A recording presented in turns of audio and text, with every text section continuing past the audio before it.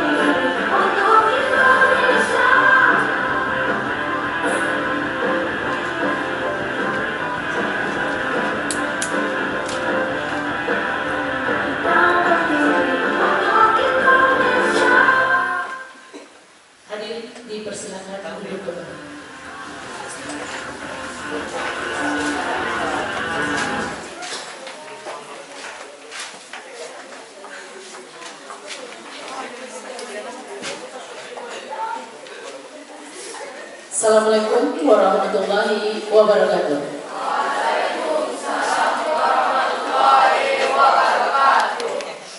Yang terhormat Bapak Ketua beserta anggota KPU Kota Parapanjang, yang kami hormati Bapak Ibu Guru, pembina dari SMP 1 Parapanjang, yang kami hormati Bapak Sekretaris, dalam hal ini diwakili oleh Kasubag Teknis Penyelenggaraan KPU Kota Parapanjang, teristimewa adinda semua yang telah hadir di ruangan yang sangat sederhana pada hari ini.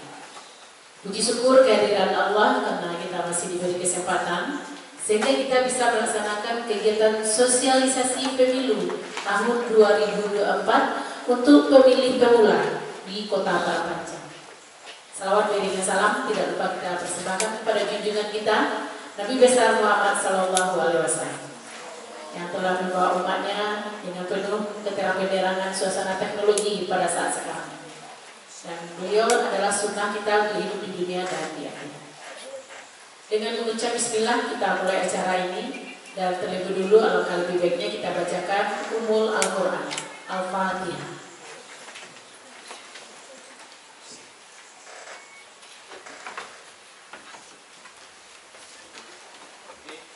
Selesai. Selanjutnya sambutan dari salah seorang guru pembina dari SMP 1 Kota Parapanjang kepada Bapak Fedi kami persilakan.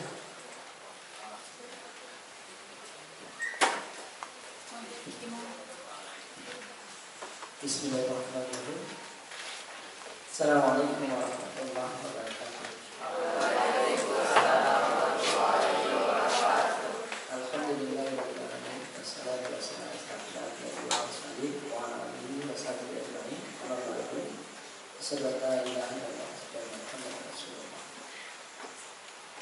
Yang terhormat Bapak Ketua KPU Kota Parapanjang beserta jajarannya, seluruh komisioner yang kami hormati, staf dan seluruh tim penggerak di KPU ini.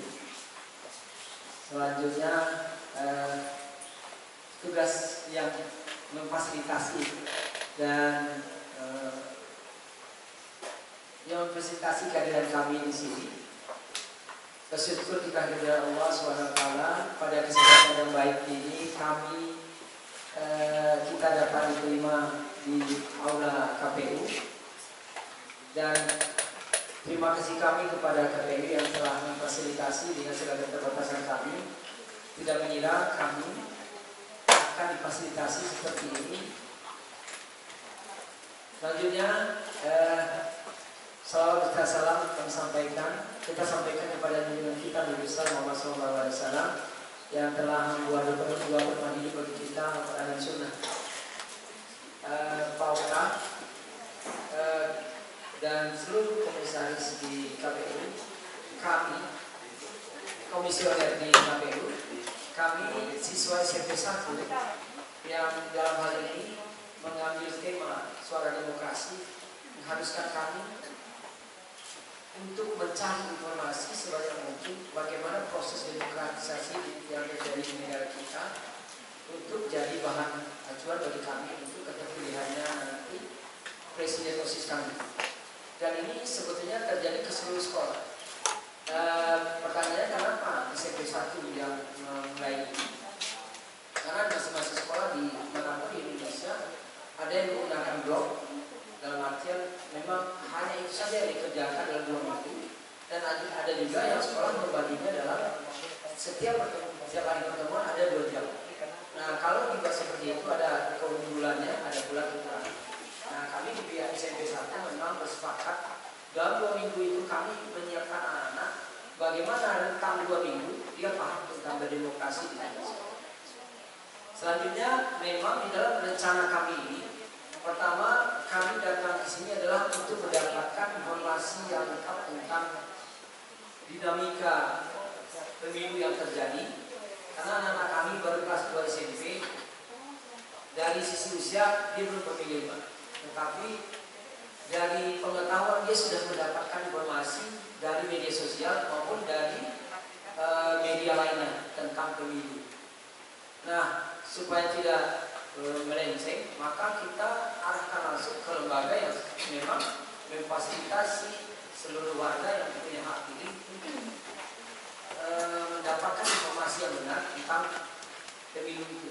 Nah, setahu kami dan kami sudah ajarkan di sekolah bagaimana berdemokrasi, lembaga yang ditutup oleh negara adalah KPU, Komisi Pemilu Indonesia, Pemilihan Umum Indonesia, Komisi Pemilihan Umum. Nah, untuk itu kami agendakan dan atas nama sekolah, Ibu Kepala Sekolah mohon maaf tidak bisa hadir karena momen seperti ini jarang-jarang Bapak. Kami waktu Pak Ketua mengirimkan WA tentang kondisi anak-anak kita dalam ruangan ini, langsung ditelepon Ibu Kepala Sekolah. Beliau menyampaikan terima kasih Pak kepada Pak Ketua sudah presentasi anak kami, dan kami kaget juga Pak Ketua. Kami dapat anak-anak dapat paket satu-satu karena berapa kali kita kunjungan tidak pernah terjadi seperti itu. Ya alhamdulillah kami diterima dengan baik. Semoga anak-anak kami dapatkan ilmu yang bermanfaat, karena nanti harapan kita ke depan dia menjadi aktivis atau aktor-aktor yang akan memunculkan orang-orang pintar dalam mencari orang pintar lainnya untuk memimpin bangsa ini. Mungkin dari kami di sekolah harusnya kita datang 64 orang, satu kelas itu 32 orang. Mungkin karena kemarin kami terlalu panjang jalannya sampai ke Islamic Center setelah salat zuhur, kami kampanye di sana, ada pembuatan filmnya, dan ada 2 partai yang kemarin berkampanye untuk dipilih menjadi ketua OSIS. Setelah itu karena terlalu banyak, kami cuma cukup 2 saja, satu kami pulang jalan kaki. Mungkin karena kelelahan, sebagian anak kita ada yang memang terbiasa jalan, ada yang tak biasa jalan, akhirnya dia sakit, maka yang hadir cuma 54 orang atau 6 orang. Dan demikian juga dalam surat kami dulu 4 orang.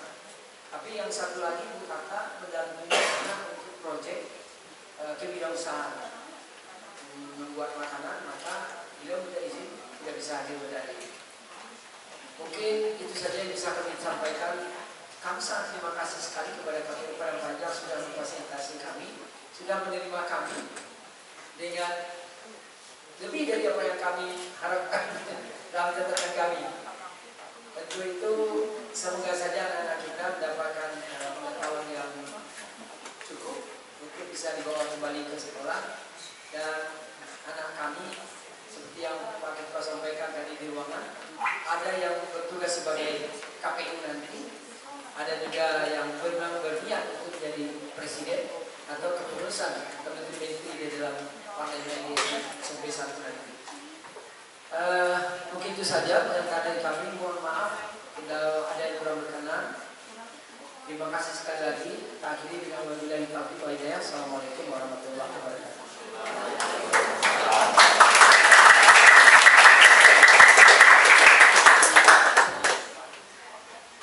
Baik, terima kasih kepada Bapak yang sudah memberikan sambutan.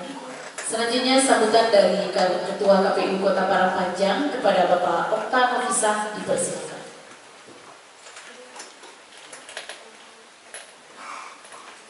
Ya, sekaligus membuka secara resmi ya Pak sosialisasi pada hari ini. Terima kasih.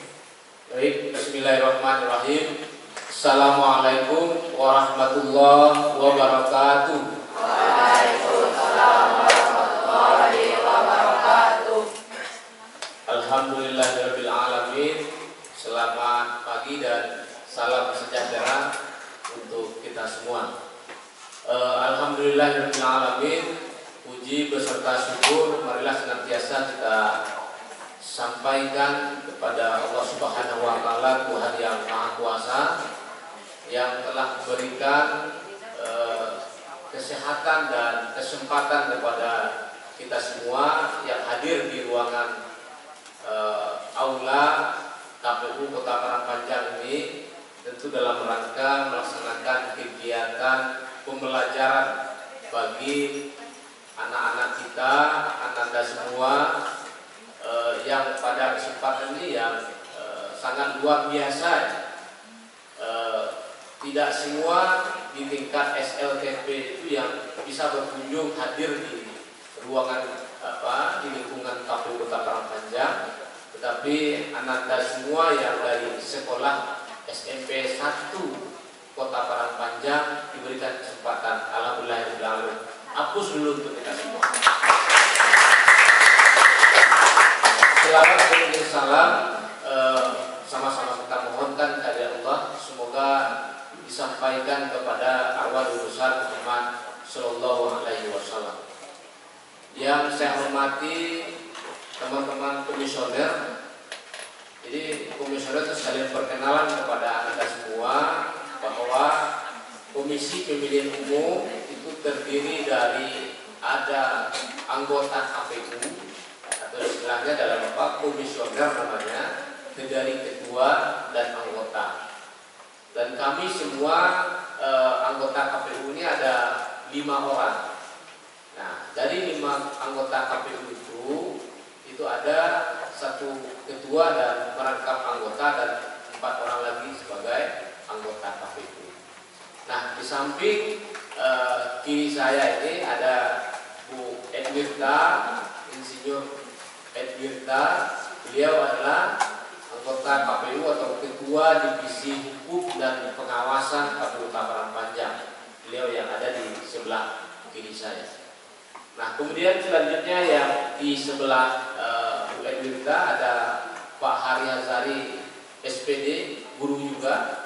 Beliau juga berprofesi guru sebelumnya. Nah, beliau adalah Ketua Divisi Teknis Penyelenggaraan Pemilu di KPU Kota Parangpanjang. Beliau yang ada di sebelah kiri kami. Nah, kemudian berikutnya ada namanya Pak Mondra SE. Beliau adalah Ketua Divisi Perencanaan Data dan Informasi. Beliau yang bertugas mengurus persoalan data dan informasi, termasuk juga data-data pemilih itu yang akan digunakan pada pemilu untuk tahun 2024 nanti, itu dikelola dan diurus oleh Pak Mondra, itu Ketua Divisi Perencanaan Data dan Informasi. Ada yang kelihatan saya kalau saya berdiri saja ya, biar kelihatan ke belakang ya. Nah, baik, izin Bapak Ibu. Nah, kemudian satu lagi ada namanya Divisi Perencanaan sosialisasi pendidikan pemilih, partisipasi masyarakat dan SDM atau Parmas. Jadi ada 5 divisi, kemudian berikutnya ada divisi keuangan umum, logistik, dan rumah tangga. Nah, itu yang digawangi oleh anggota divisi yang bidangnya terkait dengan umum atau logistik dan rumah tangga, itu di koordinatori langsung oleh Ketua KPU, itu saya sendiri. Nah, adik-adik semua, selanjutnya yang kita hormati juga ada Kasubag Teknis yang hadir pada kesempatan ini, Pak Rahmat Doni, hadir pada kesempatan kita yang sangat berbahagia ini sebagai mewakili sekretaris. Nah, kemudian selanjutnya tentu sangat kami banggakan kepala sekolah atau yang mewakili dalam hal ini dikiri oleh Kakanda Firdaus, atau beliau sering dipanggil dengan Pak Ferry ya.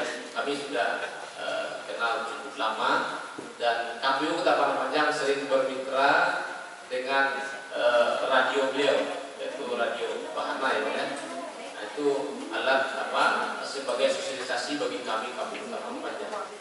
Nah, kemudian yang kami hormati juga Bapak Ibu Majelis Guru yang berkesempatan pada pagi ini hadir di KPU Kota Parangpanjang, dan itu yang sangat kami banggakan, Ananda semua yang hadir pada kesempatan ini dari siswa-siswi SMP Negeri 1 Kota Parangpanjang yang bagi kami sangat luar biasa dan sangat kami banggakan, dan yakin dan percaya adik-adik semua atau Ananda semua 15 tahun atau 20 tahun ke depan, Ananda lah yang akan menjadi pemegang tonggak kepemimpinan di Kota Parangpanjang.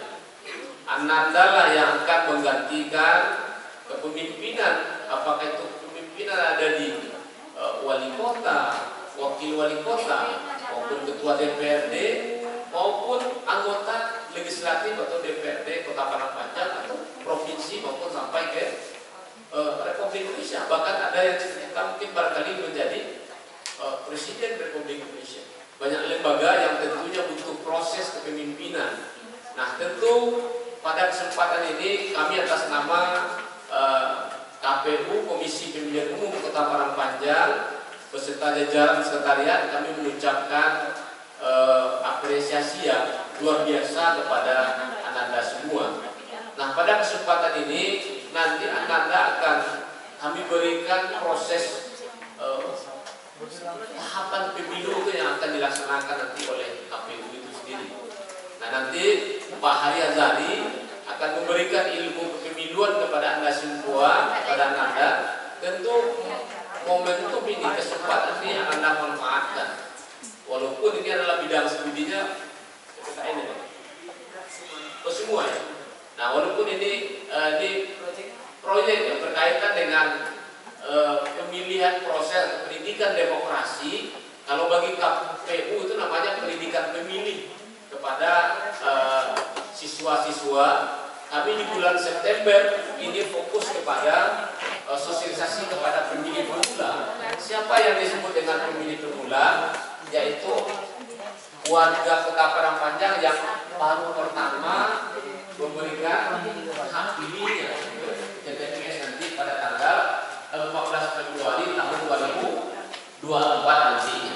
Nah, Ananda semua, sebelum nanti materi ini kita kupas tuntas oleh Pak Hari Azhari, perlu Ananda nanti mempersiapkan satu, menyimak apa yang beliau sampaikan oleh Pak Hari, kemudian yang kedua menyimpulkan, yang ketiga memberikan pertanyaan sebanyak mungkin kepada beliau. Kenapa? Kalau tidak Ananda tanya apa yang menjadi pertanyaan dalam diri Ananda, maka tidak akan keluar ilmu beliau. Jadi Pak Hari ini ditanya, nanti akan keluar ilmu-ilmu kepemiluannya. Nah, Ananda nanti catat apa pertanyaannya seputar kepemiluan. Nah, itu tugas Ananda nantinya. Nah, kemudian selanjutnya perlu kami sampaikan bahwa Komisi Pemilihan Umum itu adalah tugas wajibnya adalah melaksanakan tahapan-tahapan pemilu di Kota Padang Panjang. Karena KPU itu terdiri dari KPU RI, itu ada di pusat di Jakarta, kemudian ada KPU di tingkat provinsi yang ada di Kota Padang. Nah, khusus di Kota Padang Panjang itu namanya Komisi Pemilihan Umum Kota Padang Panjang berada di Kota Padang Panjang. Nah, Komisi Pemilihan Umum Kota Padang Sumatera Barat ini ada semua 19 kabupaten kota. Nah, tentu ini Ananda semua akan memperhatikan apa saja tugas-tugas KPU itu. Nah, tadi seiring dengan surat yang disampaikan kepada KPU bahwa Ananda akan melakukan proses pemilihan OSIS ya, Presiden OSIS.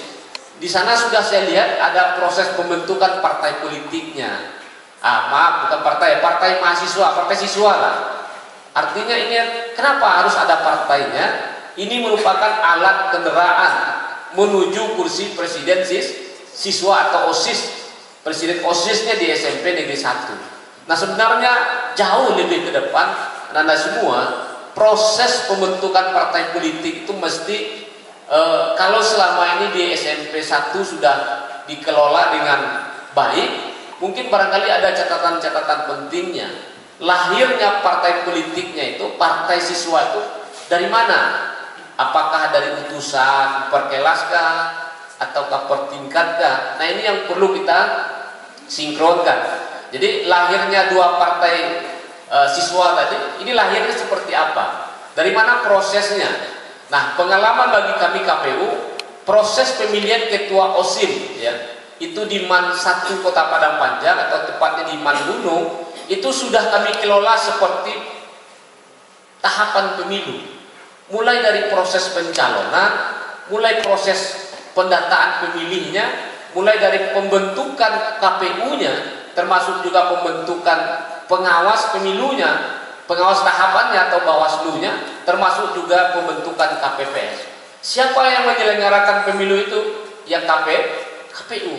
Nah, termasuk juga di SMP 1 ketika mau pemilihan OSIS, mau pemilihan presiden OSISnya, Itu siapa lembaga yang menyelenggarakannya? Mesti harus dijelaskan, harus didudukkan ada lembaga atau komisi yang bertugas secara independen, tidak memihak kepada pasangan calon.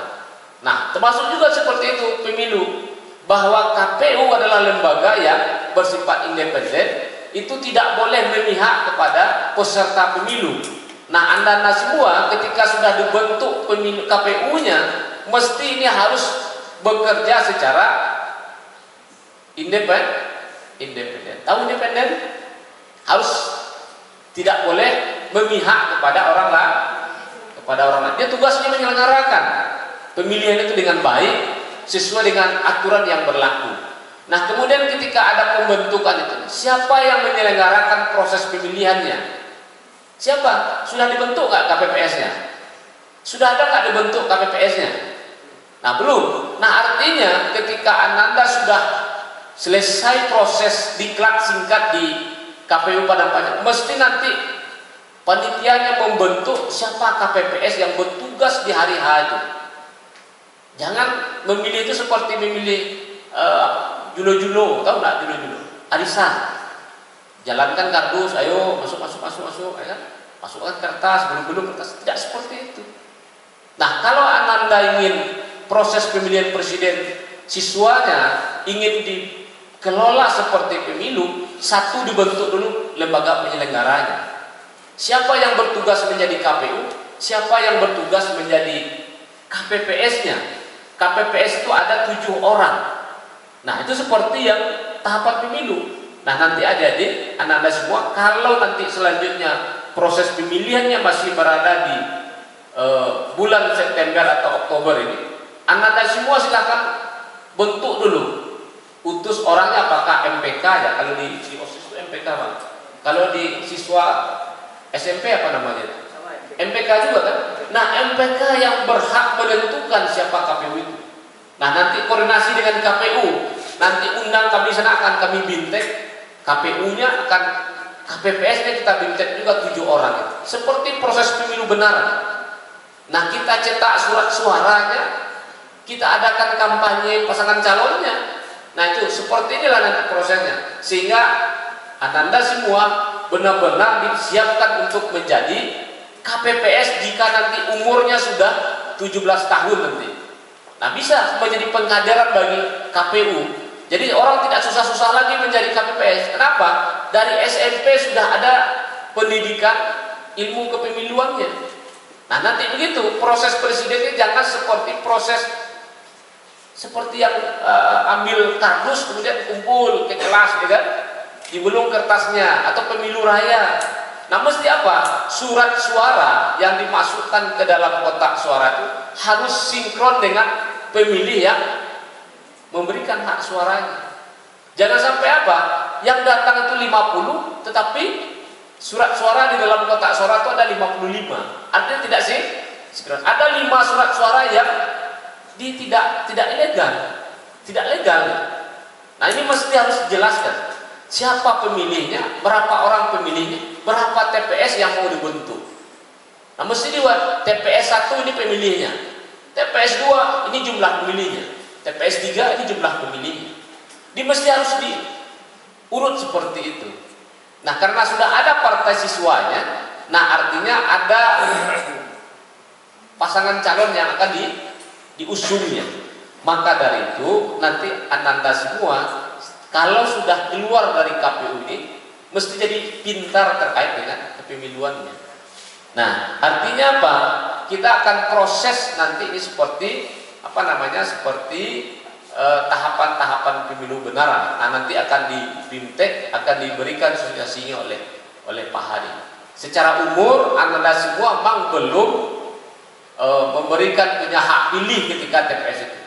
Orang memilih di TPS nanti di pemilu tahun 2024 itu memilih usianya itu adalah syarat memilih itu adalah 17 tahun atau sudah menikah. Itu boleh memilih.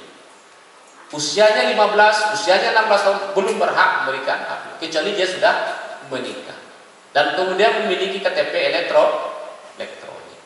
Nah, itu nanti ini hanya sedikit gambaran saja nanti akan diurai oleh Pak Hari secara rinci. Ananda boleh bertanya sebanyak mungkin terkait dengan kampanye, terkait dengan money politik. Nah, itu Ananda akan memberikan pertanyaan-pertanyaan terkait dengan ini. Semua punya akun Facebook, akun media sosial punya ya? Ada ya? Instagram punya ya? Handphonenya di bawah hari ini? Coba cari KPU Kota Parangpanjang gitu. Follow itu semua. Nah, nanti akan mendapatkan ilmu di sana. Cari di Instagram, cari di Facebook KPU Kota Parangpanjang. Follow semua, ikuti. Ayo, yang punya handphone, ketik KPU Kota Parangpanjang, berteman. Nanti admin kami akan confirm ya. Nah, silakan nanti Ananda akan mendapatkan pengetahuan-pengetahuan. Dan nanti terakhir, jika Ananda sudah selesai di dalam ruangan ini, Ananda boleh masuk ke ruangan, ada namanya rumah pintar pemilu. Nah, di sana itu akan terlihat siapa presiden pertama, sejarah pemilu, kapan pemilu itu dilaksanakan awal pertama kali, yaitu di 1955. Nanti Ananda akan melihatnya. Nah, siapa wali kota yang pertama di Kota Parangpanjang akan melihat di ruangan rumah pintar pemilu itu. Itu ya, setelah selesai ini dari sini ya, nanti akan kita bawa ke rumah pintar pemilu. Nah, mungkin barangkali ini sekedar muka saja. Nanti Pak Hari akan lebih banyak memberikan pengetahuan kepada Ananda semua. Dengan kegiatan ini semoga Anda dapatkan ilmu berdemokrasi, mendapatkan ilmu pengetahuan kepemiluan yang mungkin barangkali tidak secara keseluruhan, tapi minimal pengetahuan umumnya sudah Anda dapatkan semua. Mungkin barangkali ini pada kesempatan ini sekali lagi terima kasih Bang kepada guru di kepala sekolah dan Bapak Ibu majelis guru di SMP 1 sudah berkunjung ke KPU Kota Parangpanjang, dan kami mohon maaf jika sekiranya pelayanan kurang maksimal, ada hal yang tidak berkenan bagi pelayanan kami kepada siswa maupun guru-guru SMP Negeri 1 Parangpanjang, kami mohon dimaafkan. Sekali lagi dengan mengucapkan Bismillahirrahmanirrahim dan izin kita semua, kegiatan sosialisasi ini kita buka secara resmi. Demikian, terima kasih untuk kita semua. Mohon maaf bila ada tidak berkenan. Billahi taufiq wal hidayah, wallahu muwaffiq ila aqwamit thoriq. Wassalamualaikum warahmatullahi wabarakatuh.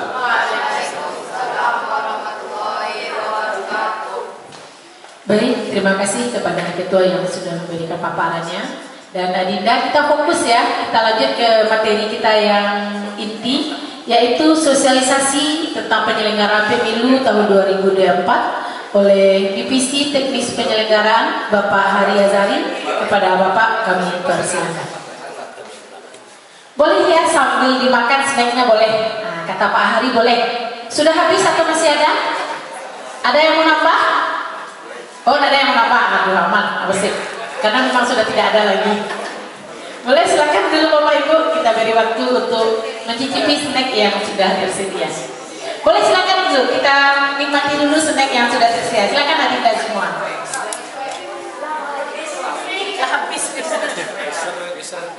Boleh dibantu Pak Subah, Pak Anto, infokusnya boleh difokuskan. Nah, karena terpotong tahapan di sampingnya. Ya. Mohon izin aja ya Bapak yang sekiranya ya. Ya.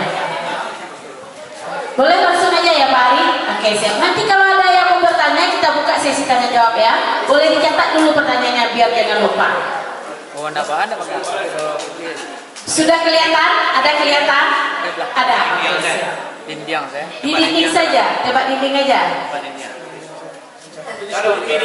Dinding aja Pak. Itu geser aja Bu. Di sini ya, geser aja Pak Ketua. Mohon izin ya. Terima kasih.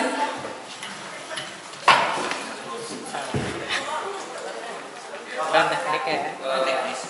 Rantek neknya. Jadi Bang. Iya, didampingi ya Pak ya. Boleh. Dipancing nanti Pak pertanyaannya, ada yang mau ditanyakan.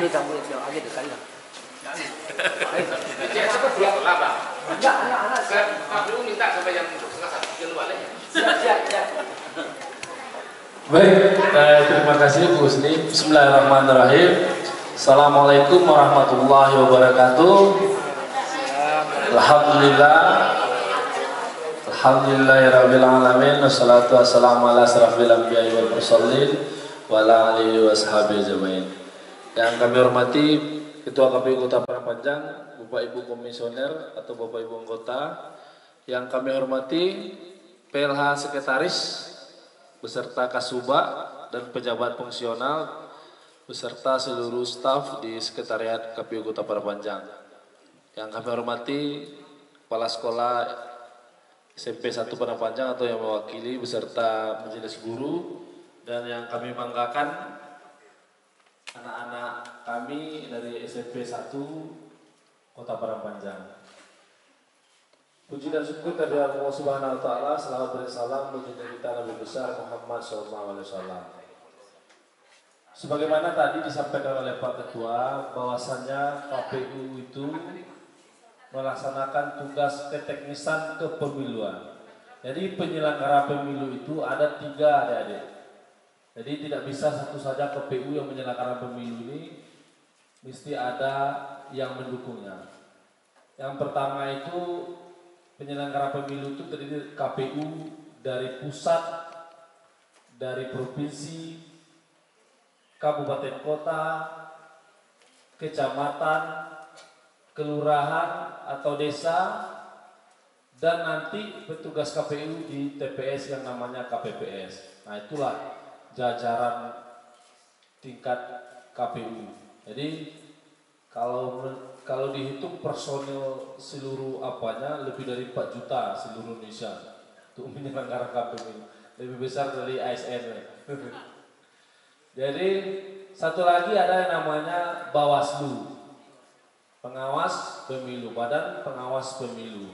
Jadi dia mesti harus sejalan. Kalau semua tahapan dilaksanakan PU tanpa ada check and balance atau kontrol atau pengawasan dari Bawaslu, nah ini bisa saja KPU main mata sendiri saja kan, seperti itu. Jadi mesti ada pengawasan, itu sama urutannya dari KPU, Bawaslu RI, Bawaslu Provinsi, Bawaslu Kabupaten Kota, Panwas Cam di kecamatan, lalu namanya pengawas di kelurahan, dan terakhir ada nanti pengawas di TPS. Nah, ini mesti nanti satu lagi namanya DKPP untuk menangani kode etik terkait dengan Bawaslu dan KPU ini. Cuma nanti di pemilihan presiden OSIS-nya cukup diterapkan saja 2 ini, nggak usah pakai DKPP-nya kan. DKPP guru aja yang menindak langsung. Jadi mesti harus ada nanti setiap TPS itu harus ada pengawasannya. Karena memang tanpa pengawas, ini tidak akan bisa berjalan baik. Paham ya nanti yang saya sampaikan Pak Ketua tadi, bahwa nanti menerapkan dalam pemilihan presiden OSIS-nya mesti harus ada yang namanya penyelenggara. Jadi bentuklah yang namanya KPU-nya di sekolah, nanti ada jajarannya di TPS yang namanya KPPS. Nah, nanti kalau memang partainya sudah ada, nah partai itu bisa mencalonkan. Kalau kita di presiden Indonesia ini, untuk mencalonkan presiden itu mesti ada memiliki 20% kursi dulu di DPR RI atau di parlemen. Kalau dia tidak mencapai 20% kursinya atau 25% suara sah secara nasional, maka dia boleh berkoalisi dengan partai yang lain atau bergabung dia, adik-adik. Jadi satu partai tidak bisa mencukupi 20%, maka dicari partai yang lain yang bisa mencukupi untuk 20%, baru dia bisa untuk mengusung calonnya. Nah, seperti itu. Tapi kalau memang misalnya ada, kalau di kemarin kami sosialisasi di SMA 1, dia ada 10 partai itu untuk pemilihan pemilihan OSIS-nya juga 10 partai. Nanti bisa saja nanti jika calonnya 3, 4, nah bisa saja nanti dibagi saja 2-2 atau 3-3 per calon partainya gitu. Atau memang sudah dibentuk saja per calon itu satu partai seperti itu yang untuk maju. Jika nanti calon 3 bisa saja 3 partai saja. Anggap saja satu partai itu sudah mencukupi 20% jumlah kursinya. Begitu juga dengan pemilihan kepala daerah. Jadi KPU itu tidak hanya mengurus pemilu saja, namun juga tugas tambahnya untuk menyelenggarakan pemilihan kepala daerah. Jadi berbeda ya, kalau di pemilihan presiden, legislatif, DPR RI, DPD, DPRD provinsi, DPRD kabupaten kota itu yang namanya disebut dengan pemilu ya. Tapi untuk pemilihan kepala daerah namanya pemilihan atau pilkada, pemilihan kepala daerah. Nah, jadi pemilu dan pemilihan itu berbeda. Undang-undangnya juga berbeda. Jika di di pemilu Undang-Undang 7 nomor 17, di pilkada Undang-Undang 10 nomor 2016. Nah, untuk melaksanakan proses pemilu itu mesti harus menerapkan azas pemilu ini. Apa itu azasnya? Luber dan jurdil, langsung, umum, bebas, rahasia, jujur dan adil. Nah, ini mesti adik-adik terapkan nanti. Ini salah satu kunci demokrasi kita sukses, ya memang harus ini berjalan ya. Langsung itu apa? Memang semua siswa itu langsung menggunakan hak pilihnya tanpa harus diwakilkan. Karena dia sudah menunaikan hak pilihnya, sudah mendapatkan hak pilihnya. Jadi hak pilih, hak politik itu ada hak yang dipilih, ada hak memilih. Hak dipilih dan hak memilih. Jadi jika adik-adik yang menjadi calon presiden OSIS-nya, tentu hak politiknya adalah di samping dia bisa juga memilih dan dipilih seperti itu. Nah, umum apa? Umum semuanya sudah masuk kategori yang bisa memilih yang disampaikan Pak Ketua tadi, sudah 17 tahun atau sudah menikah itu diberikan hak pilihnya, kecuali yang berstatus TNI Polri seperti itu. Nanti TNI Polri kalau dia sudah pensiun baru dia boleh menggunakan hak pilihnya. Karena TNI Polri itu tidak boleh menggunakan hak pilihnya karena dia harus netral. Netral ya, tidak boleh berpihak ya. Nah, ini tidak ada sekat-sekatnya, semua suku, agama, apa itu boleh menggunakan hak pilih asalkan sudah mencukupi persyaratan sebagai pemilih. Lalu yang namanya bebas. Nah, bebas inilah yang dimaksud dengan bebas, bebas menentukan siapa pilihan adik-adik nanti di presiden OSIS-nya. Jangan ada yang mau diintervensi, diintimidasi, ataupun apa untuk menggiring adik untuk memilih calon-calon tertentu gitu. Jadi kita harus punya pendirian.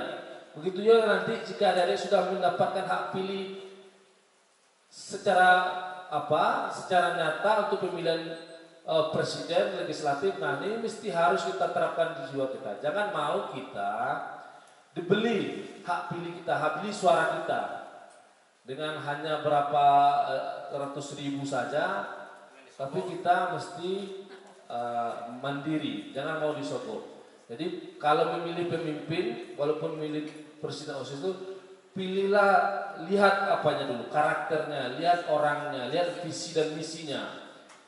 Kan nanti dia mau kampanye itu, disampaikannya visinya seperti ini. Mau dibawa nanti kemana SMP 1 ini untuk kegiatannya, aktivitasnya. Nah ini mesti harus ada ikuti. Ketiga calonnya atau 2 calonnya nanti yang mau kampanye itu mesti harus tahu visi dan misinya. Ini yang paling penting. Track recordnya, sanggup nggak dia memimpin nanti, sanggup nggak dia menjalankan proses yang tugas yang diembannya. Nah itu yang dikatakan dengan bebas. Lalu yang satu lagi rahasia. Rahasia itu apa?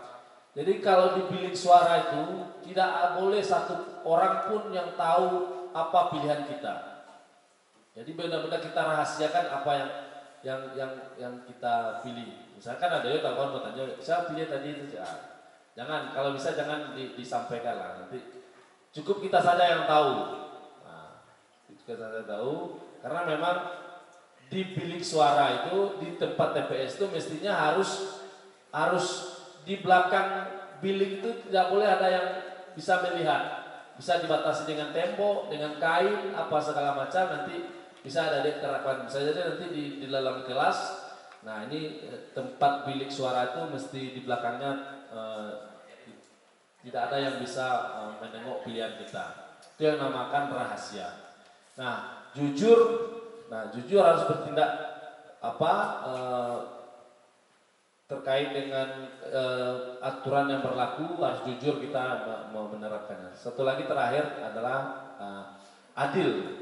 Adil itu bisa sebagai penyelenggara pemilunya harus bersikap adil ke peserta pemilunya atau peserta presiden OSIS-nya. Jadi tidak boleh membeda-bedakan.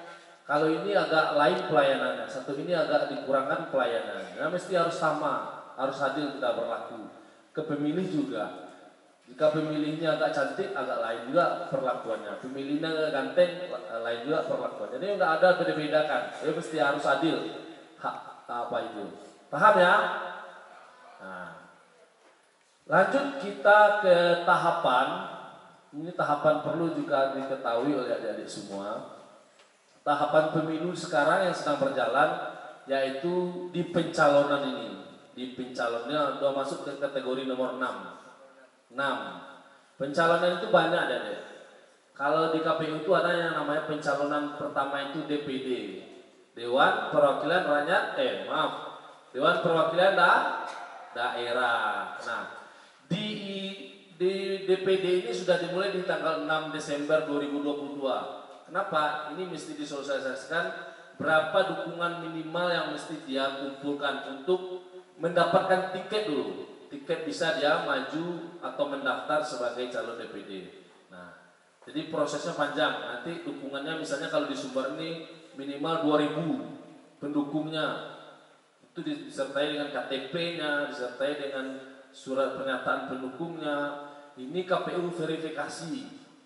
Kita lakukan verifikasi administrasi, lalu difaktualkan ke lapangan, kita temui satu-satu pendukungnya, betul mendukung calon dari A, B, C ini, tanya satu-satu.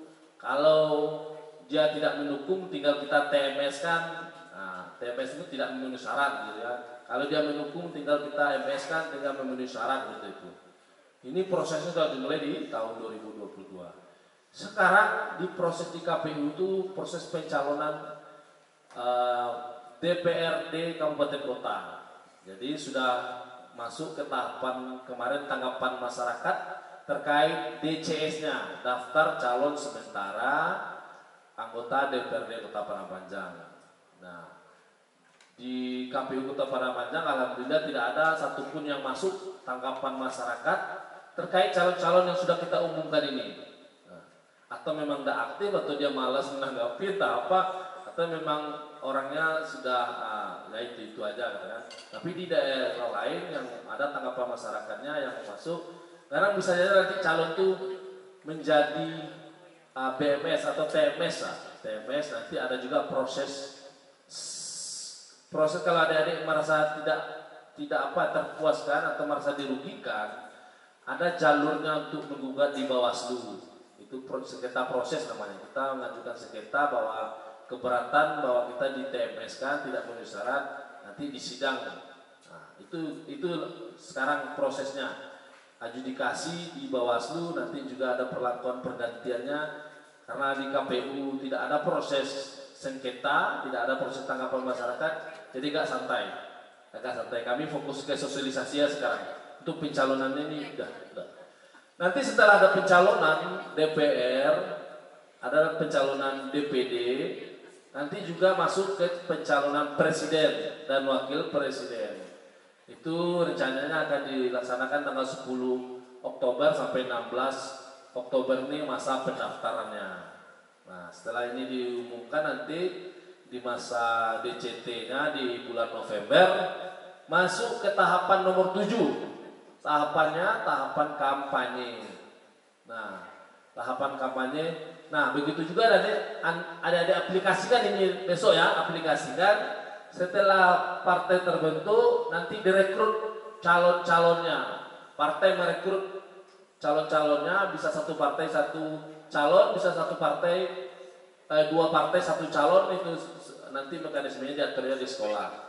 Jadi kita rekrut, kita seleksi administrasinya apakah sudah memenuhi, kalau di butuh ada surat kesehatannya, ijazahnya, SKCK-nya, tidak pernah terpidana, banyaklah syarat. Nanti kalau di sekolah ya tentukan saja syaratnya apa saja. Misalnya nilainya harus rata-rata 7, harus dia ini bisa saja untuk menseleksi calonnya.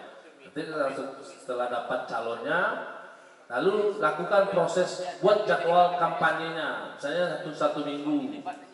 Nah, bikin jadwal kampanyenya. Kampanye itu bisa ada yang namanya pertemuan terbatas, ada yang namanya debat. Nah, ini bisa saja diatur nanti.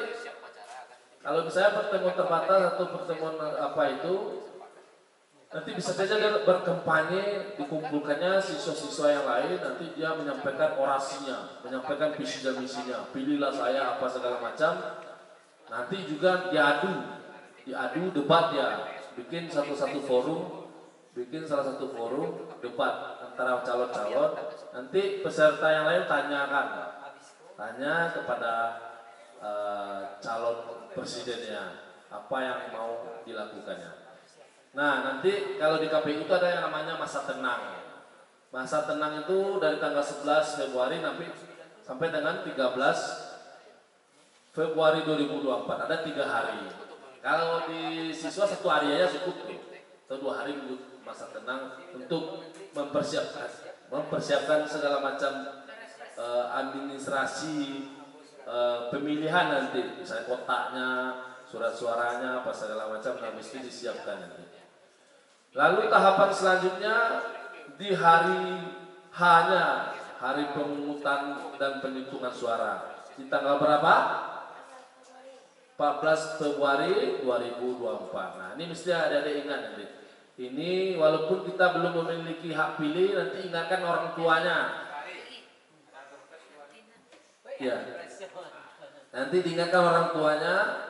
Tanggal 14 jangan lupa Bu, Mak, ayah untuk datang ke TPS, nenek, om, tante di tanggal 14 Februari 2024. Nah, nanti ada prosesnya penetapan hasil pemilu. Kalau kan di hari H itu ada yang namanya pagi itu pemungutan suara, dimulai dari jam 7 sampai jam 1 siang. Lalu jam 1 siang sampai selesai itu yang namanya proses penghitungan. Dibuka kotaknya, dihitung lagi satu-satu. Nah, ini dalam proses pencoblosan ini, dalam proses pemungutan suara ini, sebagaimana tadi disampaikan oleh Pak Ketua, nanti adik-adik petakan di TPS ini, di kelas ini berapa pemilihnya. Pemilihnya ada 30 orang, nanti surat suaranya harus dihitung sebanyak pemilihnya. Nggak boleh lebih surat suaranya. Nanti digunakan lagi atau dicoblos di luar itu. Jadi usahakan surat suaranya sebanyak jumlah pemilih. Nah, nanti ada hitung dulu. Nanti ada hitung berapa jumlah surat suaranya, apakah cocok dengan jumlah pemilih yang ada di kelas kalian. Nah, lalu nanti kita pastikan belum ada yang tercoblos satupun. Sampaikan kepada saksi, nanti hadirkan saksi ya, saksi di partai di calon itu hadirkan 1 di TPS itu. Misalnya calon dari A, B, C, mesti harus ada satu saksi. Nah, nanti sampaikan ini surat suara sebanyak ini dan tidak ada yang tercoblos satupun. Nanti proses pencoblosannya adik-adik bisa gunakan dengan cara mencoblos, bukan dengan cara mencentrang. Mencoblos menggunakan alat coblos yang sudah digunakan di TPS atau menggunakan paku. Tidak boleh menggunakan pena, tidak boleh menggunakan benda lain atau apanya, nanti apanya tidak sama. Jadi mesti harus menggunakan alat coblos yang sudah disediakan di TPS. Nah, Jadi mencoblosnya harus dalam, misalnya ini 2 calon ya. Calon pertama Facebook, calon kedua Instagram. Mestinya harus mencoblos di nomor urut Facebook ataupun di foto Facebook ataupun di namanya. Boleh ya? Tidak harus mencoblos di fotonya, tapi mencoblos asalkan di dalam kotak ini Facebook atau Instagram. Anggap saja Instagram, Facebook itu nomor urutnya, nomor urut calonnya 1, 2, 3. Lalu yang gambar orang ini fotonya, dan di bawah KPU Kota Parapanjang itu namanya. Nah, nanti ada 3 kotak ya. Dalam satu kotak besar ada kotak-kotak kecil 3. Nama dan sebagainya. Nanti di bawah juga ada namanya partainya, partai yang mengusung, partai yang mencalonkan calon tersebut. Jadi tidak boleh mencoblos keduanya. Facebook dicoblos, Instagram dicoblos, ini tidak sah. Atau mencoblos di luarnya, di garis ini, nah ini tidak sah suaranya, surat suaranya. Nah, ini mesti harus kita pelajari. Tidak asal coblos saja, tidak asal dihitung saja sah tidak sahnya. Nah, kalau agak sulit ya dipelajari aja, disimulasikan nanti. Disimulasikan sebelum pencoblosan, mesti harus disimulasikan. Selanjutnya, adik-adik mesti harus tahu sekarang di pemilu 2024 ini ada berapa partai politik tingkat nasional yang adik-adik tahu? Berapa tadi? Yang 24, ada yang berapa lagi? 18. Nah, hitunglah berapa itu? 24 nomornya memang 24, tapi dari 17 ke 24 nomornya 18. Ini 18 ini partai nasional. Ada lagi namanya partai lokal Aceh. Jadi hanya di Aceh saja partai itu yang ada. Dia untuk memilih anggota DPRD provinsi dan DPRD kabupaten kotanya, dia itu dicalonkan, bisa dicalonkan dari partai lokalnya. Ada 6. Itulah daerah istimewa Aceh. Yang kita fokuskan di sini hanya kita mengetahui partai nasional saja. Ada 18 partai. Lalu adanya bisa hafal, nomor 1 itu PKB, nomor 2 Gerindra, nomor 3 itu PDIP dan seterusnya. Nanti kalau tidak hafal di sini, nanti bisa searching di Mbah Google-nya. Ada itu. Ya. Paham ya? Ada di sini ya. Nah. Selanjutnya nanti kalau pemilihan di pemilihan umum ini ada nama partai politik, nanti juga akan dilakukan pemilihan secara langsung dengan 5 pemilihan. Pemilihan pertama itu adalah pemilihan apa? Apa saja yang 5 itu pemilihannya nanti di pemilu 2024? Ada yang tahu? Kalau tahu angkat tangan, saya kasih dopres. Nih. Pertanyaannya seperti ini. Nanti di 14 Februari 2024 kita memilih apa saja dan berapa surat suaranya? Berapa jumlah surat suaranya? Angkat tangan. Coba. Angkatlah. Coba, ayo. Berdiri, ayo. Kasih mic. Tika. Gak boleh lihat.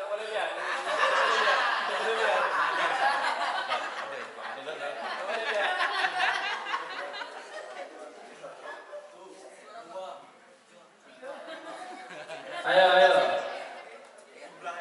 Jumlah pemilihannya dan berapa surat suaranya. Nama jenisnya. Ya, perkenalkan diri. Assalamualaikum, perkenalkan diri dulu. Nama siapa? Assalamualaikum warahmatullahi wabarakatuh.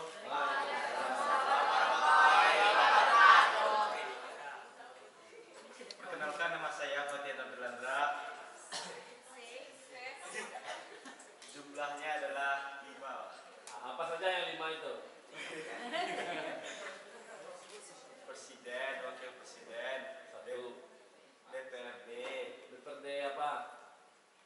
RI, Nah, 2. DPRD, 2.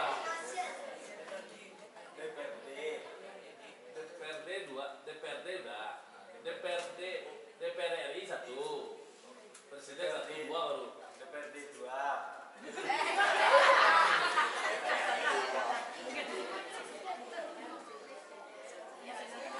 Ayo cepatlah. Ya.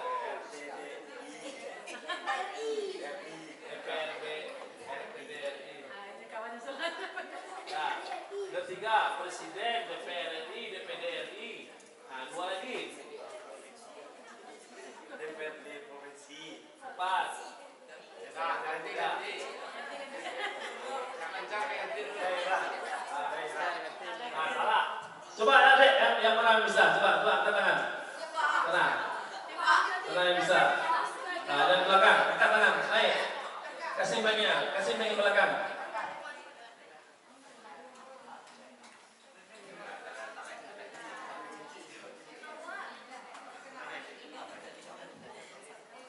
Perkenalkan, nama saya Markel Ozora.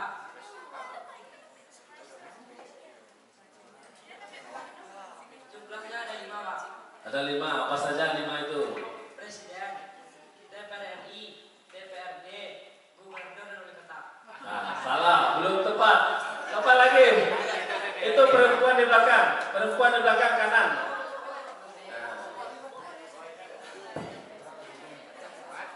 Perkenalkan, nama saya Audrey Winfried.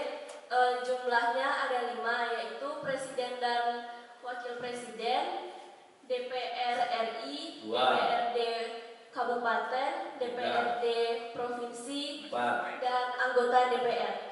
DPR udah tadi. Satu lagi. Jangan browsing ya, jujur. Jadi penyelenggara terus jujur. Satu lagi. 5. Anggota 4. DPD, 3. anggota gubernur. Gubernur tadi salah. Ganti, Bari. Udah nyerah. Ganti, Bari. Nah, ganti yang lain. Ya, depan. Ganti. Bingung. Yang tegas ya, jangan yang ditebak-tebak aja, yang tegas. Ini dulu depan ya. Perkenalkan namanya. Perkenalkan, nama saya Didik Rido Sadika. Betul, Kak? Jadi Ya, jadi yang pertama presiden dan wakil presiden. 1, Itu DPR RI, 2. DPD, itu 3. DPD yang provinsi. Apa? Yang provinsi. Apa DPD provinsi? Iya. Ulang lagi ya. DPD provinsi. Apa DPRD provinsi? DPRD provinsi. DPRD provinsi. Itu pemilihan wali kota. Wali kota. Belum tepat. Sedikit lagi. Ya, ada ini perempuan yang terakhir. Belakang tuh lewat celah. Ya.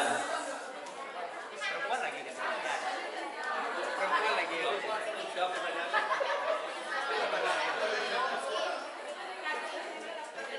Saya Putri.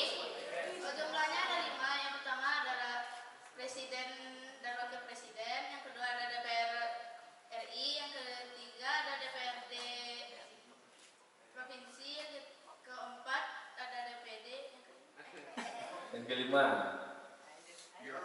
Ulang lagi, Pak. Ulang lagi. Yang pertama presiden dan wakil presiden. 1. Yang kedua DPR RI. DPRD 2. Yang ketiga ada DPRD provinsi. Nah, 3. Keempat ada DPD. Yang 4. kelima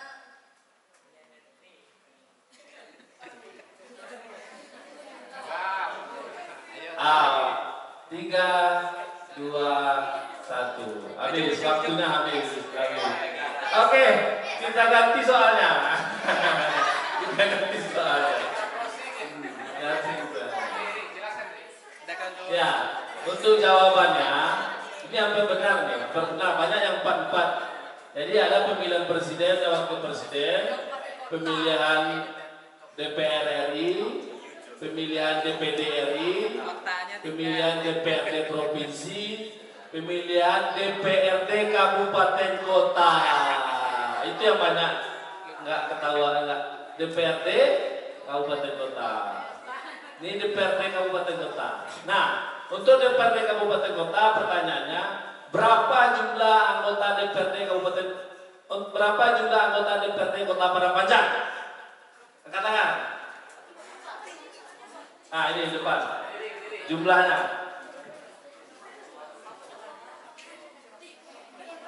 Ini dulu Bu yang depan.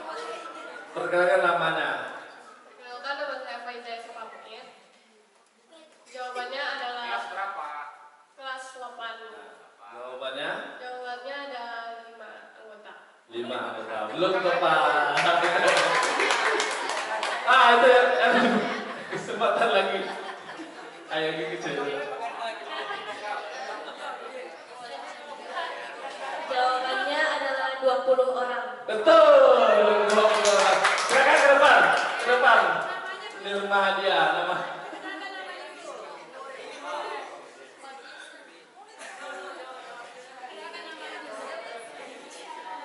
Oke, kita kasih aja dulu ya. Namanya. Perkenalkan nama saya Aubrey Wilfried dari kelas 8D. 8D. Ya, ini Cina. Foto dulu, foto. Tengah.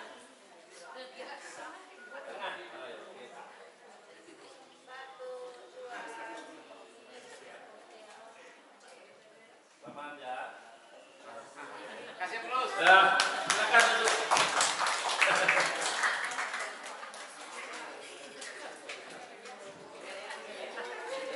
Baik, itulah jumlah yang kita pilih itu di kabupaten kota berjumlah 20 orang anggota dewan kita, perwakilan kita, apa-apa dewan kita.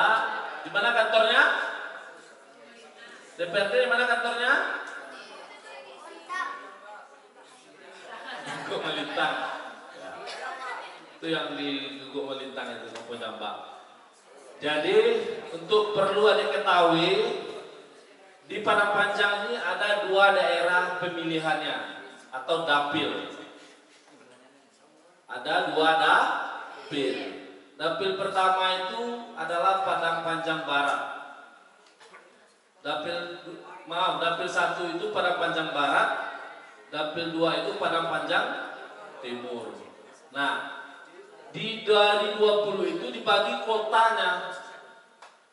Ada 11 kursi yang diperebutkan di Dapil 1 atau Padang Panjang Barat. Ada 9 kursi di Dapil 2. Nah, inilah nanti adik-adik kalau memang berniat menjadi pemimpin di legislatif, adik-adik bisa bergabung dengan partai politik dulu. Tidak ada anggota DPRD itu yang perseorangan. Yang perseorangan itu independen itu adalah dari DPD. Kalau DPD bisa itu. Tapi kalau untuk jadi anggota DPRD, baik itu kota, provinsi, kabupaten RI, itu mesti harus bergabung dulu dengan partai politik. Nanti adik-adik bisa mendaftar di situ, nanti bisa memperebutkan 11 kursi di Barat atau Dapil 1 Padang Panjang Barat dan 9 kursi di Padang Panjang Timur Dapil 2. Ada yang berminat jadi anggota DPRD? Bercita-cita. Nah, ada ya? Yang mau jadi wali kota ada? Angkat tangan. Cita-citanya mau jadi wali kota. Ya. Tadi cita-citanya nampaknya dokter, guru, apa? Ya. Nggak ada yang jabatan politik, nggak ada yang mau. Jadi menteri nggak ada mau. Jadi presiden nggak ada yang mau. Hah? Atlet e-sport semua. Gadget udah. Jadi adik-adik sekarang perlu diketahui bahwa adik-adik sudah masuk ke dalam kategori generasi Z ya, generasi Z atau Gen Z. Nah ini digabungkan dengan pemilih yang milenial, itu jumlahnya sangat luar biasa sekarang, lebih dari 52% atau 100,4 juta pemilih kategori milenial dan Gen Z ini. Jadi adik-adik yang sudah berumur 17 tahun sampai dengan 42 tahun itu punya peranan penting, punya apa ya istilahnya, punya seperti agen perubahan lah kita kan, kita yang menentukan arahnya. Karena untuk menjadi pemenang presiden itu, untuk satu putaran itu mesti dia mendapatkan suara 50 plus 1 dulu, 50% plus 1 kemenangannya. Jadi kalau dia bisa merangkul adik-adik yang generasi Z, generasi milenial ini potensi menangnya sangat luar biasa. Jadi jangan kita mau dibeli ya, seperti ini sampaikan, jangan mau main manipuli, harus bijak memilih calon, harus cerdas, karena kita sehari-hari kita sudah tidak lepas dari smartphone atau gadget. Jadi di dalam smartphone gadget itu kalau sekarang ini udah masuk tahun politik ini, banyak sekali isu-isu politik, baik itu yang black campaign atau kampanye hitam yang mendukung atau yang menjelek-jelekan, jangan otomatis langsung percaya. Jadi Bapak sarankan mesti harus cross-check dulu beritanya, cari berita pembandingnya. Apakah betul informasi yang diberikan ini seperti ini? Bisa searching lagi. Oh ternyata tidak, ternyata berita lama, berita 2019 yang dibawa lagi ke isu sekarang, ternyata ini. Nah, harus seperti itu kita. Jangan langsung percaya. Kebanyakan yang men-share itu belum disaringnya, belum dipelajarinya betul apakah ini berita nyata atau berita hoax seperti itu. Ya, ini pesan dari Bapak adik-adik. Nanti kalau sudah punya hak pilih yang sesungguhnya, mesti harus bijak dalam memilih, bijak juga dalam bersuara.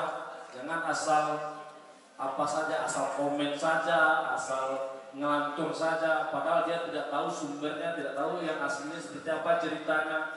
Kan sebenarnya banyak sekali kalau untuk memviralkan sebentar ya. Padahal sebenarnya informasinya tidak seperti itu yang aslinya. Paham ya adik-adik? Jadi yang mesti adik-adik pahami nanti yang bawah yang tadi disampaikan oleh gurunya, ilmu tentang pemungutan dan penghitungan suara waktu adik-adik memilih presiden OSIS. Sudah tadi dipahami ya, kalau setelah pencalonan masuk ke tahapan kampanye, masuk ke tahapan duduk tenang, masuk nanti di awal dulu dengan pemutakhiran data pemilih, nanti di hari hanya mestinya kalau tidak bisa disumpah, karena memang KPPS itu harus mesti disumpah dulu. Sumpah jabatannya memegang waktu pembukaan pagi-pagi jam 7 itu, mengambil sumpah dulu bahwa dia akan bekerja sesungguhnya sesuai dengan peraturan perundang-undangan. Nah, nanti dilakukan proses pengecekan alat peraganya, alat di TPS itu, apakah bilik suaranya adakah bantalannya, alat coblosnya, apakah bilik kotak suaranya ada, surat suaranya ada. Nah, mesti harus dicek dulu. Tintanya jangan lupa juga. Tintanya, karena nanti ini bisa juga berpotensi memilih 2 kali juga. Kalau tidak ada ditandai, kalau adik-adik sudah memilih. Nah, ini yang harus baru. Tadi cara proses pencoblosnya sudah dijelaskan juga, mana yang dinyatakan sah, mana yang tidak sah. Nanti setelah jam 1 siang dilakukan penghitungan, buka lagi kotaknya, kita hitung satu-satu, kita buka lebar-lebar gambarnya, mana yang sah, mana yang tidak sah. Nanti mesti harus pahami, kalau yang sudah robek, coblosannya terlalu besar, tidak sesuai dengan alat coblos, ini dinyatakan tidak sah. Nanti dibacakan oleh ketuanya, calon A sah, calon B tidak sah, seperti itu. berarti dijumlahkan dengan teli ya. Teli tahu ya? Teli itu diikat 4 diikat 1 lah, dihitung kayak menghitung biasanya penghitungan OSIS seperti itu. Jadi dalam 1, 2, 3 kasih garis-garis 4, lalu yang kelimanya dikasih miring. Nah itu mengikatnya. Jadi di kelompokkan 5, 5, nanti berapa jumlah. Gampang kita menghitungnya dengan cara diteli. Paham ya? Nanti kita disalin, direkap di kertas. Rekapnya misalnya kalau ada 3 TPS, nanti digabung calon A di TPS 1 berapa suaranya, calon A di TPS 2 berapa calonnya, di TPS 3 berapa calonnya, nanti digabung. Nanti baru diumumkan. Nanti ada namanya calon terpilih, nanti baru berangkat. Begitulah prosedur proses demokrasi di kepemiluan, baik itu pemilu maupun pemilihan kepala daerah. Nah, untuk tahun ini di pemilu 2024 ini ada yang lebih terbaru tantangannya. Karena apa? Di tahun yang sama juga KPU juga melaksanakan pemilihan kepala daerah. Walaupun bulannya berbeda, tapi irisannya sangat tebal. Jadi di bulan November ini sudah masuk juga tahapan yang namanya tahapan pemilihan. Nanti juga di samping kita melaksanakan pemilu untuk memilih presiden, misalnya dalam masa kampanye, masa dalam pembuatan logistik, maka masuk juga tahapan pemutakhiran data pemilih untuk pemilihan gubernur. Jadi pemilihan gubernur atau pemilihan pilkada di tanggal 27 November 2024 dilaksanakan secara serentak seluruh nasional, seluruh Indonesia untuk memilih gubernur. Disandingkan dengan kita memilih apa kita sekarang? Memilih wali kota. Kalau di tanah datar nanti memilih gubernur dan bupati dia. Itu seterusnya. Mana yang kota dia memilih wali kota, mana yang kabupaten dia memilih bupati. Nah, inilah tantangan terbaru di pemilu 2024 ini. Sebelum ditutup, nanti kita buka termen, karena kalau memang satu arah ini kadang-kadang adik nggak nyambung juga apa yang apa sampaikan itu apalah ini, karena mungkin belum belajar tentang kepemiluan atau apa. Nanti baca-baca sejarah kepemiluan itu tadi disampaikan oleh Pak Ketua, kapan pemilu di Indonesia pertama, memilih apa itu, memilih anggota konstituente dan DPR RI seperti itu. Lanjut nanti di Orde Baru ada 6 pemilihan, ada 6 pemilu di sana, mulai dari tahun 71, tahun 77, tahun 82, 87, 92, 97, masuk lagi dalam era reformasi tahun 99, 2004, 2009, 2014, 2019 dan nanti 2024. Nah, ini mesti harus adik-adik ketahui sejarah-sejarah pemilu ini. Jadi pemilu KPU itu kapan berdirinya? Apakah dulu sudah KPU namanya? Jadi lembaga KPU ini sudah bertransformasi berapa kali. Dulu namanya ada PPI, Panitia Pemilihan Indonesia. Ada namanya LPI ya, Pemilihan Umum LPU dan sebagainya. Baru nanti di tahun 99 dinamakan KPU. Nah, Bawaslu kapan munculnya? Di tahun 82. Nah, ini proses ini agak lama SKS-nya. Ini kita hanya fokus langsung ke pemilihan presiden OSIS-nya. Nanti silakan ada tanyakan apa yang mesti terbayang kendala nanti di sekolah. Cukup sekian, mohon maaf jika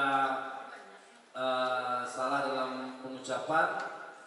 Saya akhiri, bila taufiq wal hidayah. Assalamualaikum warahmatullahi wabarakatuh.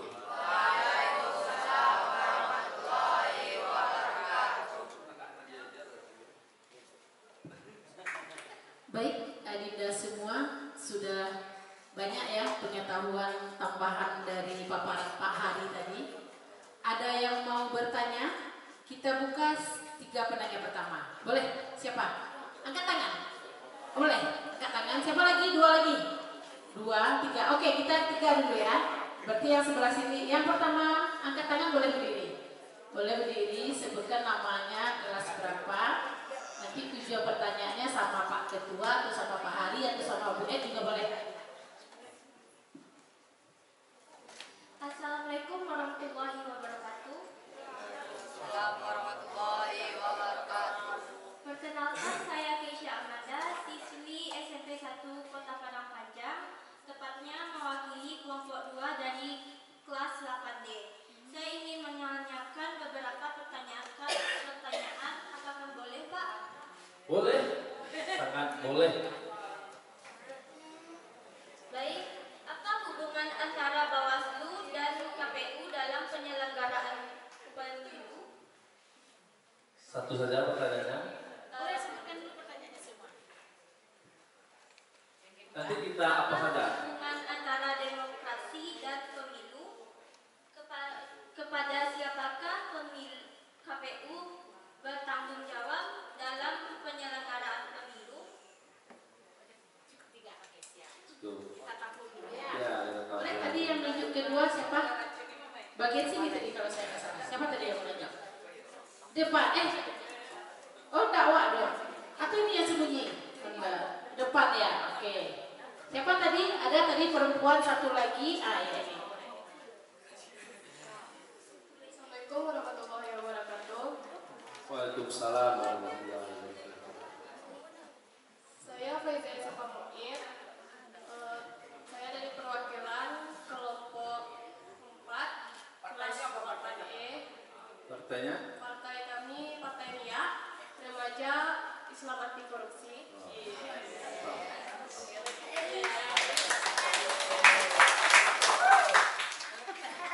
Saya izin menanya kepada Bapak, apa yang membuat Indonesia tetap membutuhkan pembangunan dalam demokrasi meskipun kenyataannya Indonesia telah merdeka? Yang kedua, apakah hubungan antara kasus korupsi tersebut dengan demokrasi Pancasila? Yang ketiga, bagaimana cara melaksanakan demokrasi di daerah yang tingkat pembangunannya masih rendah dan sangat terpelosok? Boleh. Oke, siap. Nanti saya rangkum pertanyaannya. Satu orang lagi dari mana? Laki-laki. Oh ini ya. Ayo, siapa?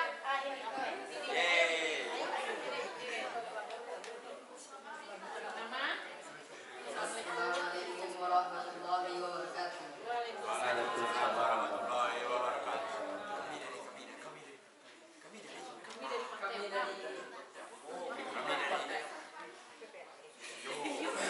Kami dari Partai PPRI, Partai Pedoman Rakyat Indonesia. Ingin mengajukan pertanyaan. Oke, bacakan saja. Boleh, siap. Bacakan. Oh, udah dici, ya udah. Apa saksi kepada orang yang melakukan kecurangan dalam pemilu? Sudah satu aja. Apa saksi kepada orang yang melakukan kecurangan dalam pemilu? Yang curang siapa? Orang pesertanya atau penyelenggaranya? Semua ya, semua. Oke, semuanya Pak Ari. Pertanyaan pertama tadi, apa hubungan demokrasi? Apa hubungan KPU dengan Bawaslu? Apa hubungan demokrasi dengan pemilu? Kemudian kenapa hubungan antara yang ketiga? Oke, sudah dengarku. Ya. Yang pertanyaannya cukup bagus juga. Ya. Kemarin anak SMA ketua juga banyak Kita bertanya. jawab satu dulu. Ya, satu aja dulu Pak. Apa hubungannya Bawaslu dengan KPU? Nah, saya sampaikan tadi dari awal, mesti hubungannya sejalan. Karena memang satu kesatuan ya. Satu kesatuan dalam penyelenggara pemilu. Sebagaimana induk penyelenggara pemilu tadi, ada yang namanya KPU, ada yang namanya Bawaslu, ada yang namanya DKPP. Nah, hubungan kerjanya saling mitra. Mitra dalam hal semua tahapan penyelenggara pemilu ini yang saya sampaikan tadi itu mesti diawasi oleh Bawaslu-nya. Bawaslu mengawasi semua tahapannya. Apakah KPU ini bekerja berdasarkan norma-norma atau undang-undang yang sudah ditetapkan atau PKPU-nya. Jangan sampai ada yang melenceng seperti itu, karena ini pelanggaran. Nah, ini KPU mengingatkan lah, saling apa ya, mengecek jika ada melakukan pelencengan apa segala macam tidak sesuai rel on the track-nya, nanti KPU bisa mengingatkan. Nah, ini juga maaf Bawaslu juga ikut mengingatkan. Bisa jadi nanti ada namanya yang tadi disampaikan, peserta pemilu itu tidak merasa keberatan, baik itu dari sengketa prosesnya maupun nanti hasilnya. Kalau hasil itu di MK yang menyidangkannya. Nanti kalau proses tahapannya baik itu di data pemilih, di pencalonan, nanti di penghitung, itu sengketa prosesnya di Bawaslu. Nah, ini pengawasannya. Jadi mitra saling koordinasi saja satu sama lain. Lalu apa hubungannya demokrasi dengan pemilu?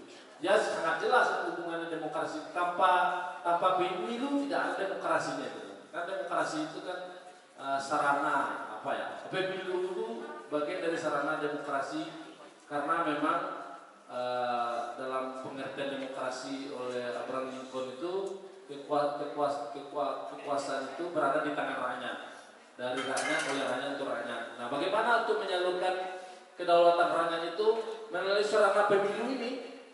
Nah, ini sarana pemilu inilah apanya untuk menyalurkan apa segala macam aspirasi masyarakat untuk menciptakan demokrasi. Demokrasi itu kan sudah berapa kali perubahan ya. Pertama itu demokrasi yang namanya parlementer, demokrasi apa kalau di Soekarno, kalau di Soeharto demokrasi Pancasila, demokrasi terpimpin, demokrasi Pancasila dan sebagainya. Nah, ini bentuk untuk menjamin sistem pemerintahan di Indonesia. Terakhir pertanyaannya apa tadi? Kepada siapakah KPU bertanggung jawab dalam penyelenggaraan? Nah, KPU bertanggung jawab secara hierarki ya. KPU Kota Padang Panjang ini bertanggung jawab ke KPU Provinsi. KPU Provinsi ke KPU RI. KPU RI itu bertanggung jawab ya ke Presiden dan DPR RI. Jadi segala proses tahapan dan hasil kegiatannya dia mesti harus laporkan ke Presiden dan DPR RI. Seperti itu ya, bertanggung jawab ya, karena yang bentuk itu kan DPR dan Presiden yang mengangkatnya.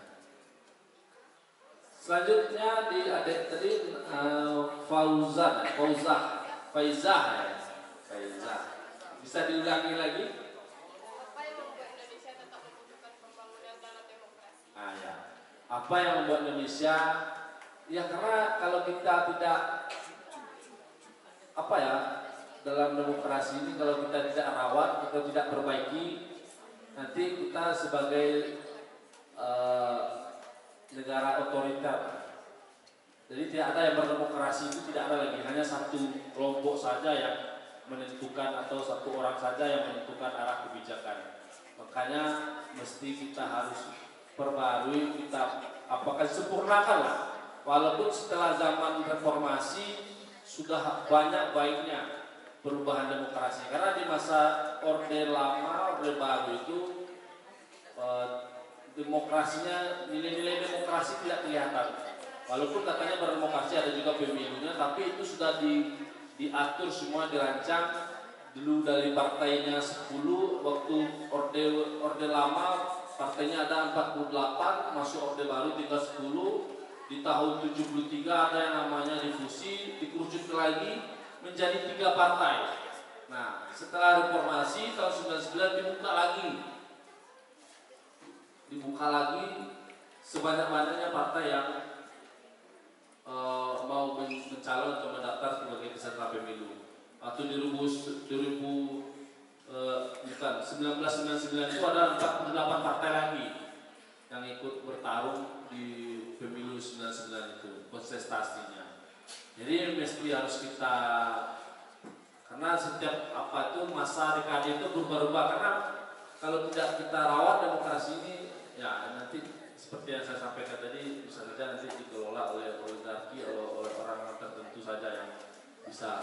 Jadi kan demokrasi tadi tidak ada hak rakyat itu lagi. Kan suara kekuatan rakyat itu yang dikatakan demokrasi, dari rakyat ke rakyat. Apalagi pertanyaannya? Tanyanya lo berat-berat, ini patah-patah lo menjadi. Nanti disempurnakan lebih tua, nanti kan.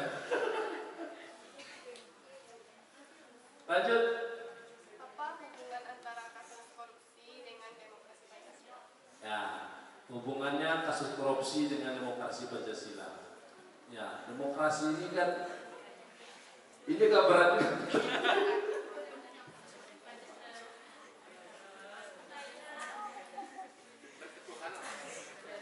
Iya.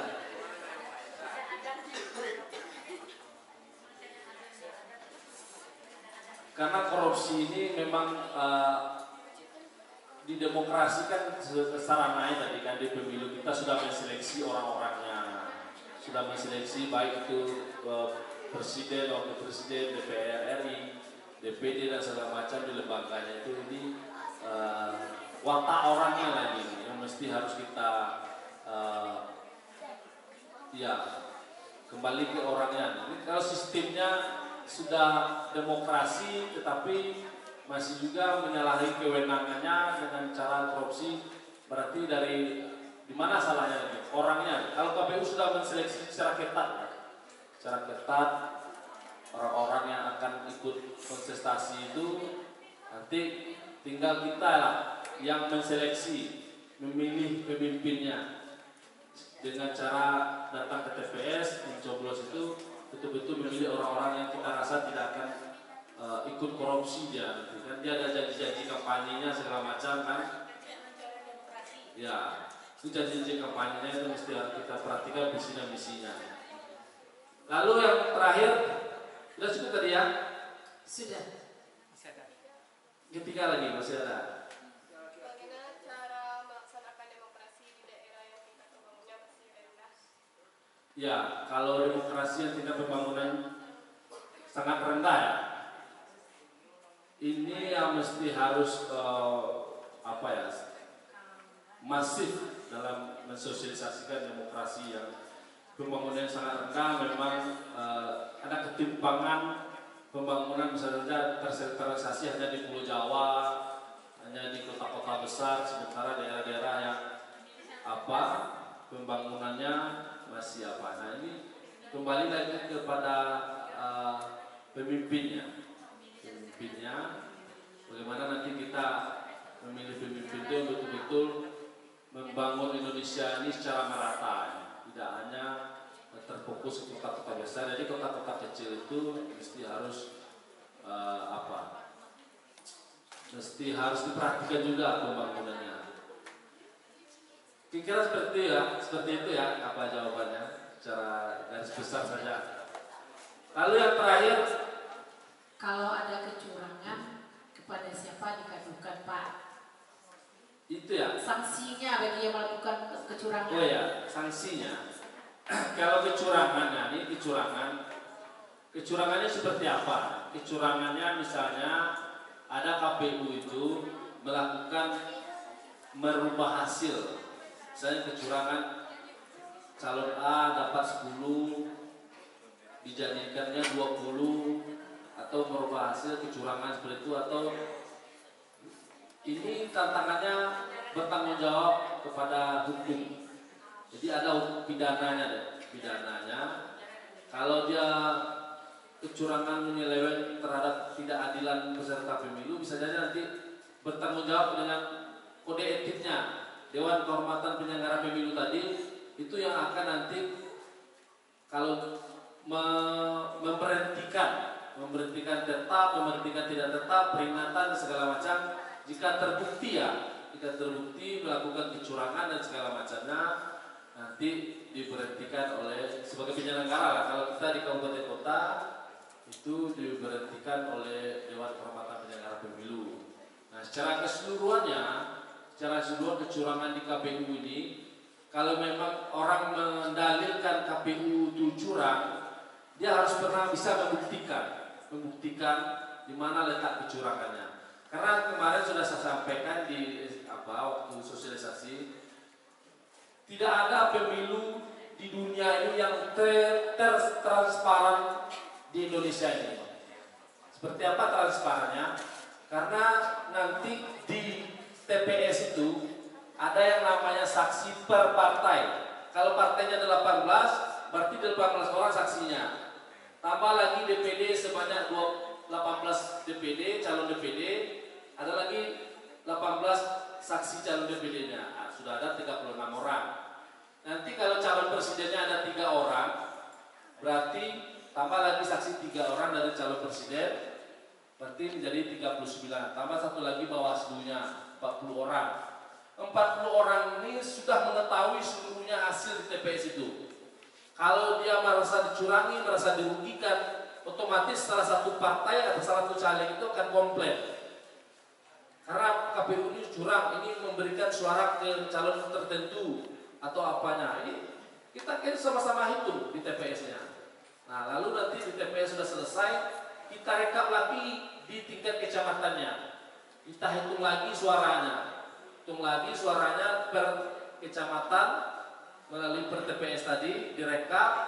Di situ ada juga saksinya, ada Bawaslu-nya, saksi dari 18 partai, DPD-nya, dan presidennya 40 orang juga nanti kita undang.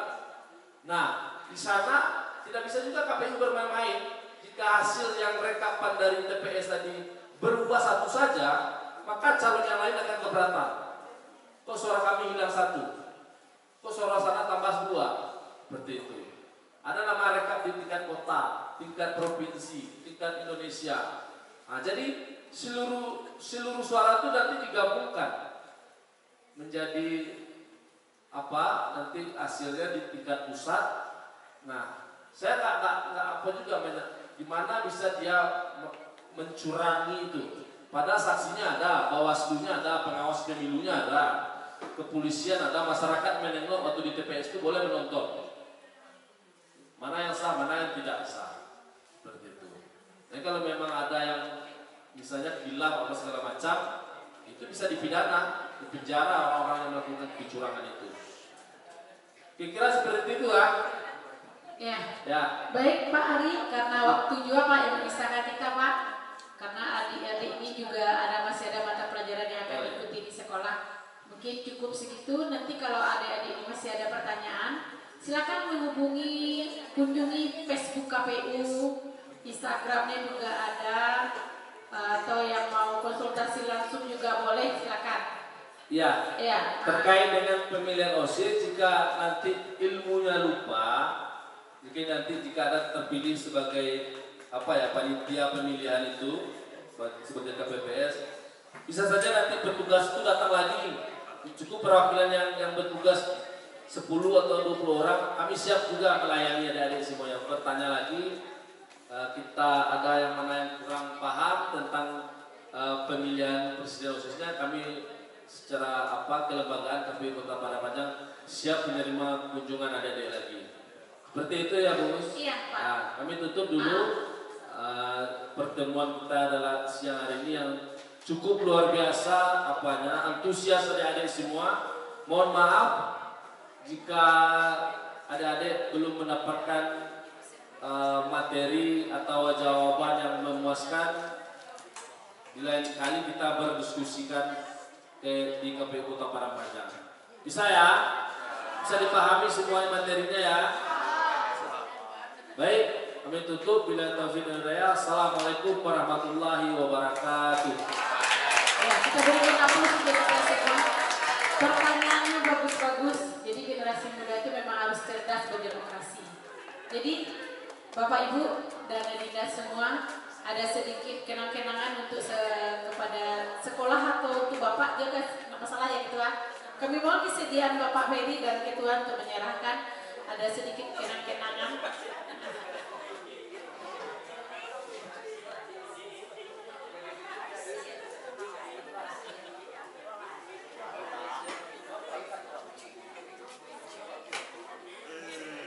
Boleh ya, silakan dibantu untuk mengabadikan sedikit kenang-kenangan Pak. Mungkin nilainya tidak seberapa, tapi memberi makna bahwasanya kita pernah ikut saling berpartisipasi untuk mensosialisasikan pemilu tahun 2024. Ya, terima kasih. Silakan Pak.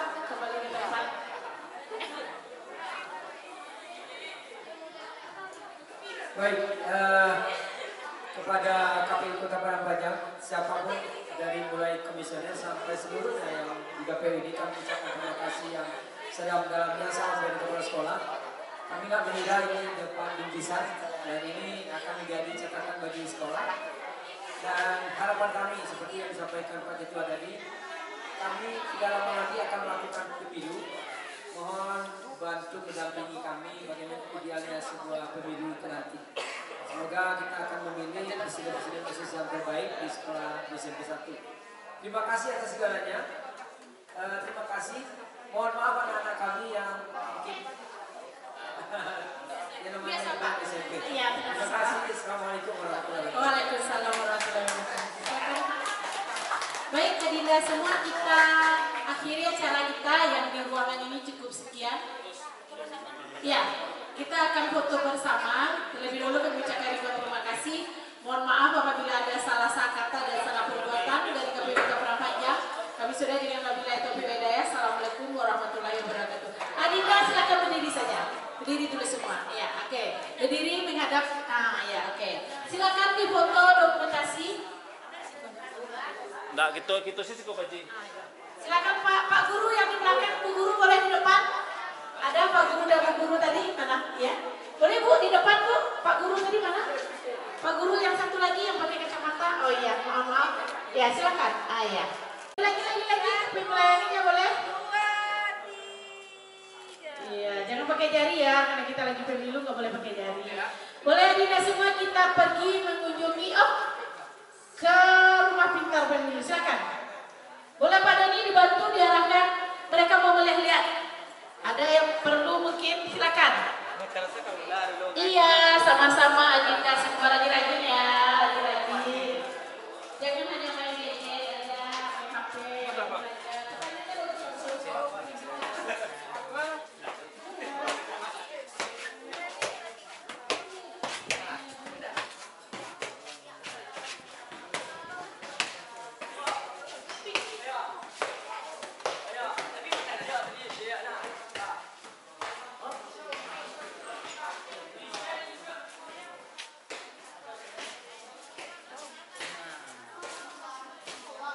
Ke depan. Sini. Bagi yang ingin tahu sejarah pemilu ada di sini.